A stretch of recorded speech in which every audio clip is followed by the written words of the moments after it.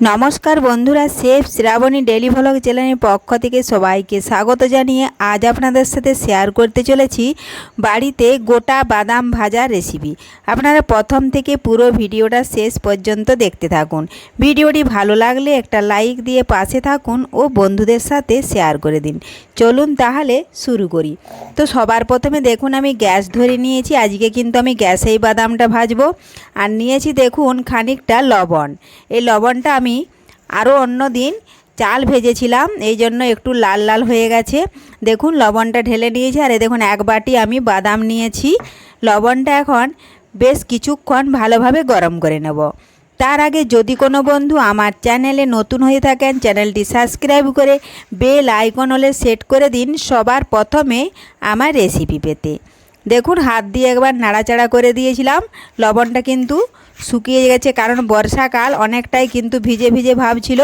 আর আগুনের তাপ পেতেই দেখুন একটু ঝরঝরে হয়ে গেল, কারণ জলটা শুকিয়ে গেছে।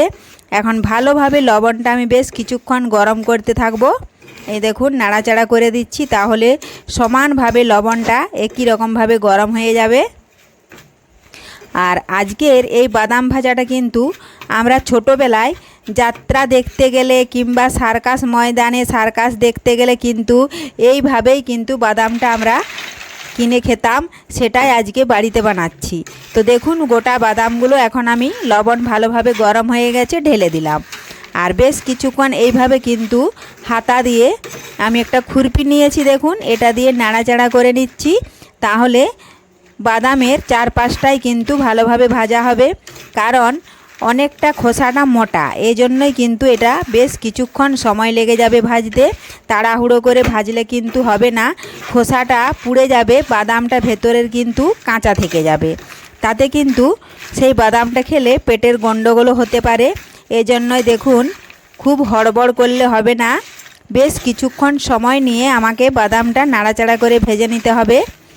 এই দেখুন এইভাবে আমি এখানে লবণ নিয়েছি, আপনারা পারলে বালিও নিতে পারেন।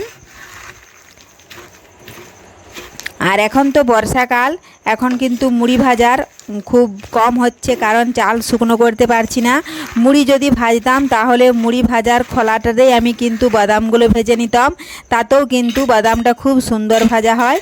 দেখুন বেশ কিছুক্ষণ নাড়াচাড়া করার পর এক একটা বাদাম কিন্তু দেখুন অনেকটাই দেখুন লাল লাল কিংবা কালো কালো দেখা যাচ্ছে, হয়ে আসছে বাদামটা। এই দেখুন এইভাবে কিন্তু বাদামের খোসাটা চারপাশটাই কিন্তু দেখুন এইভাবে একটু কালো কালো ভাব হবে, তখনই কিন্তু বাদামটা ভাজা হয়ে যাবে।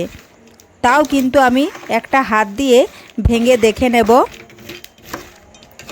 হয়েছে কিনা। এই দেখুন বেশ কিছুক্ষণ ছাড়া ছাড়াই কিন্তু আমি বাদামটা উল্টে দিচ্ছি, তা না হলে কিন্তু এক পাশটা অনেকটাই পুড়ে যাবে আর অন্য পাশটা কিন্তু হবে না। এই দেখুন এইভাবে খুরপি দিয়ে উল্টে দিচ্ছি। তো দেখুন বন্ধুরা বেশ কিছুক্ষণ উল্টানোর পরে বাদামটা দেখুন কতটাই কালো কালো হয়ে গেছে। আর কিন্তু বেশি ভাজবো না, কারণ এটাতে এখন গরমটাতে বেশ কিছুক্ষণ আমি রেখে দেবো, তাহলে কিন্তু বাদামটা দেখুন ভাজা হয়ে ঠান্ডাও হয়ে গেছে। আর দেখুন একটা কাগজ আমি এইভাবে মুড়ে নিচ্ছি, যেভাবে আমাদেরকে কিনে খেতে হতো দেখুন সেইভাবে দেখুন বাদামটা কাগজের মধ্যে আমি কিছুটা বাদাম দিয়ে দিচ্ছি। এ দেখুন আর দিয়ে দেব কাগজের কিছুটা বিট লবণ, আর দিয়ে কাগজটা কিন্তু মুড়ে দিলেই তৈরি হয়ে গেল একদম সার্কাস ময়দান বা যাত্রা দেখতে গেলে যেভাবে আমাদেরকে বাদামটা দিত সেইভাবে। তো ভিডিওটি ভালো লাগলে লাইক শেয়ার কমেন্ট করতে অবশ্যই ভুলবেন না বন্ধুরা। ধন্যবাদ, ফিরে আসছি আবারও পরের ভিডিওতে। এই দেখুন আমি একটা আপনাদেরকে ভেঙেও দেখাচ্ছি।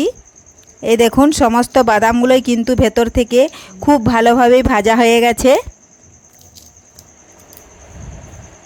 এ দেখুন ছাড়িয়ে নিলাম। আর দেখুন এখন হাত দিয়ে একটু ঘষে দিলেই দেখুন খোসাটা উঠে যাচ্ছে। যদি ভাজা না হতো তাহলে কিন্তু খোসাটা উঠে যেত না। এই দেখুন।